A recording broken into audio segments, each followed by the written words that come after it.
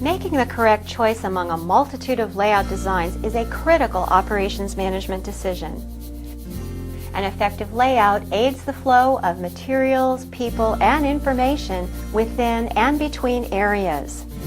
There are a variety of approaches available, such as fixed position layout to accommodate large, bulky projects, process-oriented layout dealing with low volume, high variety production, office layout, where workers are positioned to facilitate information flow, retail layout, addressing shelf space allocation and customer behavior, warehouse layout, balancing space and material handling needs, and product-oriented layout, which seeks the best personnel machine configuration in repetitive or continuous production.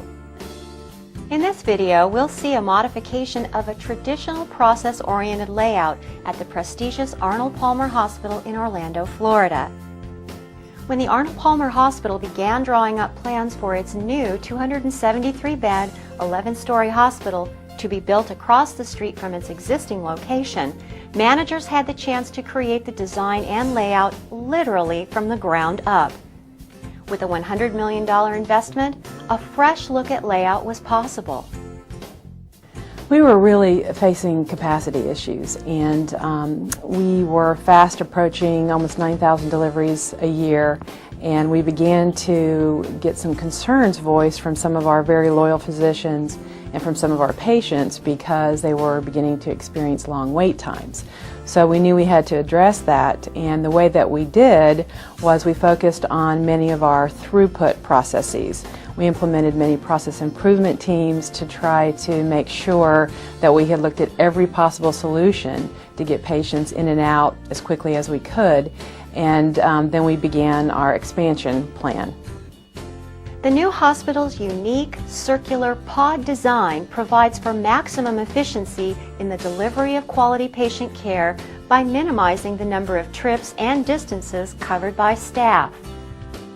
Arnold Palmer Hospital's innovative pod design has many of the attributes of a work cell that reorganizes people and facilities into small groupings, so effort is focused on making a single product or providing a single service. This approach puts the staff in closer proximity to the patient. Computerized medical records, stations, linen storage, and elevators used for food service deliveries. The hospital's pod design also incorporates a strong patient-centered servicescape, featuring a serene environment with warm colors, private rooms with pull-down Murphy beds for family members, 14-foot ceilings, and oversized windows to provide natural light in each room. No hospital had ever come up with a design and layout quite like this one. We truly wanted to ask our customers. That was initially what we decided to do. I know it sounds like Management 101, but it's a step that a lot of people don't spend enough time on. So we worked with our customers, whether that be the nurses, the physicians, our patients, and asked them what's really important in your current design. What do you like about the facility? What don't you like? From that, we identified two key drivers early on in the process. Those were to maximize operations by design and to make sure that we created a healing environment. From that came what we now know is the modified clover leaf that has a central bank of elevators in the middle of each 3 pods. The new layout was considered radical by some who were used to the traditional hospital layout. Extensive motion and time studies were done, and computer simulations of daily nursing staff movement were created to better understand what the new layout must achieve. Slowly, the pod concept with a central nursing area and its pie-shaped rooms caught on as administrators, medical staff, nursing staff, and employees began to see the benefits. Certainly you can imagine that we had skeptics. Just because it was such a radical design, we've gone from a rectangular building to a circular type building. And what we wanted to do is involve everyone as early as possible into the design phase. We had over 35 user groups, over 1,000 different meetings, really try to engage staff in their input. We also worked with Jonathan Bailey of Jonathan Bailey and Associates and looked at time motion studies. We wanted to make sure that this was an efficient design, so that would be a selling point to our skeptics. And what he learned is that nurses spend an average of 30 to 40% of their time just walking in the typical racetrack nursing design. Our current situation is one that from the nurse's station to the farthest patient room is about 118 feet. In any given day, a nurse might walk 2.7 miles serving the patients under her care. With nursing shortages and the average age of nurses today approaching 45, coupled with the high cost of healthcare professionals, nursing staff efficiency quickly emerged as a priority in the design of the new layout. With the new design, the time savings for nursing staff are in the 20% range. The new layout design didn't stop with the arrangement of patient rooms and nursing stations. A leading-edge study of environmental issues in neonatal intensive care units revealed a need for rethinking this area's layout as well. The old neonatal unit was comprised of 7 separate rooms of 10 to 16 plus patients in each room. It was very high-tech, brightly lit, noisy, and there was no privacy, an environment in direct opposition to that of the dark, quiet uterine environment.